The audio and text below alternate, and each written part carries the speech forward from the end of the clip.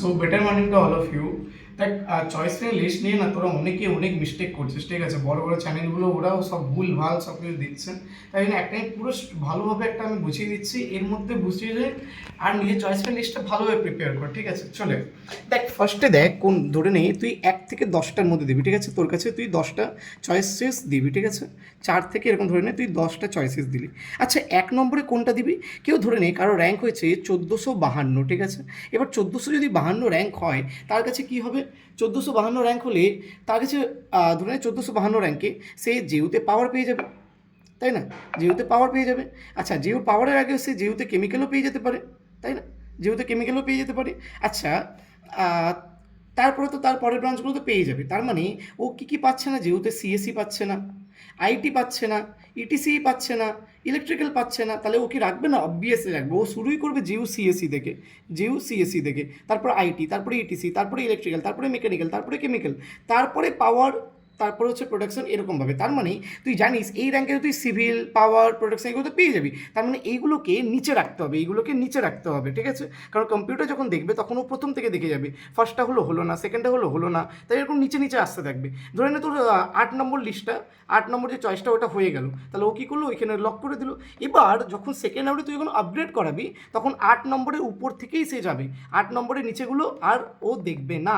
তাই জন্য যেগুলো সিওর শট পাবি সেগুলোকে নিচে রাখবি, তারপর যেগুলো মোটামুটি পাওয়ার চান্স সেগুলোকে মাঝখানে, আর যেগুলোকে পাওয়ার চান্স একদম নেই বা লো আছে সেগুলোকে উপরে রাখবি। যদি কাট অফ অনেক লো চলে গেল, তাহলে হয়তো ওইগুলোর মধ্যে থেকে একটা পেয়ে যেতে পারলি, কিন্তু ওইটা পসিবিলিটি অনেক কম। কিন্তু তোকে আগে যেগুলো পাওয়ার চান্স কম সেগুলোকে আগে রাখতে হবে, ঠিক আছে? ঠিক এরকমভাবে আমি অন্য একটা র্যাঙ্ক দিয়ে দেখাই। ধরে নে কারো র্যাঙ্ক হচ্ছে 10,000-এর কাছাকাছি, ঠিক আছে? 10,000-এর কাছাকাছি। আচ্ছা, 10,000-এও সে জিউ সিএসি, আইটি, ইসি এগুলো থেকে স্টার্ট করবে, তারপর সিউ রাখবে, তারপর জিজিএসি রাখবে, তার কেজিএসি রাখবে। অলদো এগুলোতে পাওয়ার চান্স কম আছে। তারপরে সে জানে যে এই 10,000 র্যাঙ্কে সে ধরে নে হেরিটেজের কোনো একটা ব্রাঞ্চ তো পেয়েই যাবে, ভালো কোনো একটা ব্রাঞ্চ, ঠিক আছে? হেরিটেজে ধরে নে তোর হচ্ছে আইটি পেয়ে গেল, কিংবা তোর হচ্ছে ধরে নে সিএসসি এআইএমএল পেয়ে গেল, বা ডেটা সায়েন্স পেয়ে গেল, বা সিএসবিএস পেয়ে গেল। তার মানে এগুলো তো সে জানে যে সে পাবেই, তার মানে এগুলোকে সে নিচে রাখবে। উপরে কি রাখবে? তার থেকে বেটার যেগুলো আছে সেগুলোকে রাখবে, যেগুলোতে পাওয়ার চান্স কম আছে। তো এইভাবে চয়েস ফ্রেন্ড লিস্টটা প্রিপেয়ার করতে হয়, ঠিক আছে? আর চয়েস ফ্রেন্ড লিস্ট নিয়ে কোনো রকম মিস্টেক করা যাবে না, কারণ মিস্টেক করলেই তোদের প্রবলেম হয়ে যাবে।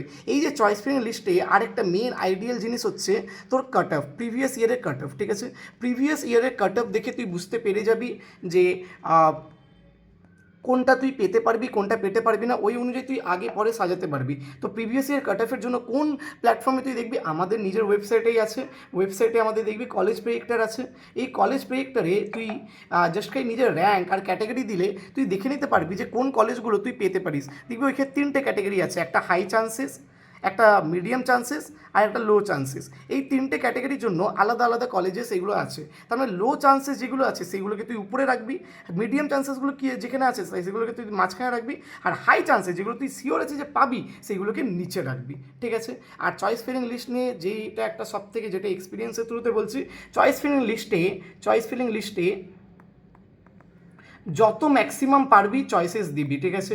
সাজিয়ে, মানে অবভিয়াসলি যেগুলো পাওয়ার চান্স কম আছে সেগুলোকে উপরে, তারপরে মিডিয়াম চান্সেসগুলো মাঝখানে, তারপরে লো চান্সেস মানে হাই চান্সেস যেগুলো তুই সিওর শট পেয়ে যাবি সেগুলোকে নিচে রাখবি।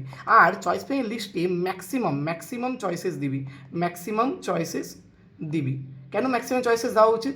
ম্যাক্সিমাম চয়েসেস দিলে তোর কলেজ পাওয়ার বা ব্রাঞ্চ পাওয়ার পসিবিলিটি হাই থাকবে। তো ম্যাক্সিমাম যত পারবি চয়েসেস দিয়ে যাবি, এরকম নয় যে একটা দুটো দিয়ে ছেড়ে দিলি। যাদের র্যাঙ্ক অ্যাভাব 10K আছে তারা তো ট্রাই করবি যত ম্যাক্সিমাম পারা যায় দেওয়া যায়, মানে যত ম্যাক্সিমাম চয়েসেস দেওয়া যায় ট্রাই করবি, ঠিক আছে? তো এটাই একটা হচ্ছে গাইডেন্স হয়ে গেল, আশা করছি ভালো লাগলো। এরপরে আর তোরা কোন রিলেটেড ভিডিও চাস তোরা জানাতে পারিস, আমি বানিয়ে দেবো। থ্যাংকস টু অল, দেখা হচ্ছে অন্য কোনো ভিডিও।